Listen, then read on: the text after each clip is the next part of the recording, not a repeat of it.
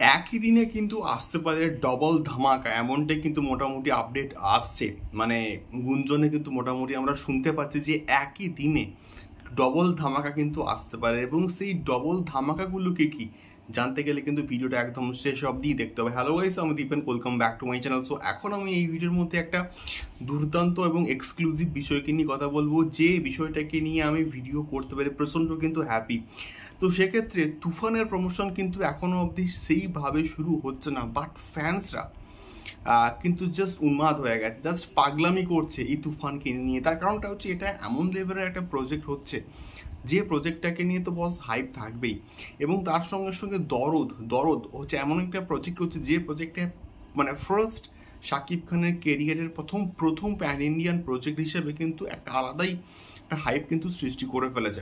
তো সেক্ষেত্রে দরদ এবং তুফানের এক্সক্লুসিভ কিছু কিছু আপডেটস বলি বা জিনিসপত্র বলি বা গান বলি, সেটা কিন্তু 28 মে, অর্থাৎ শাকিব খানের কেরিয়ারের 25তম, মানে 25 বছর কিন্তু ওই 28 মে কিন্তু পূরণ হবে। এবং ওই দিনকার দরদ এবং তুফানের কোনো না কিছু একটা একটা করে কিন্তু আপডেটস আসতেই পারে, এমনটাই কিন্তু মোটামুটি খবর উঠে আসছে।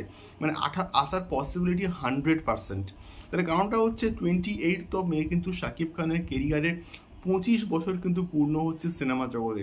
তো সেই জন্য মেকার্সরা কিন্তু মোটামুটি এই পরিকল্পনা করছেন যে তাকে একটা ট্রিবিউট দেবেন। তো সেই জন্য সম্ভবত এটা হলেও হতে পারে, এবং আমি মানে 100% শিওর যেটা হওয়ার সম্ভাবনা রয়েছে। তো এখন বিষয়টা হচ্ছে তুফানের তরফ থেকে কি আসতে পারে। তুফানের তরফ থেকে কিন্তু একটা কিন্তু গান আসতে পারে, এবং সেটা তুফানের প্রথম গান দুষ্টু কোকিল বা হচ্ছে লাগে উড়া উড়া ধরা বলি, এই সমস্ত যে এই যে হয়তো একই গান হলেও হতে পারে, আবার নাও কিন্তু হতে পারে।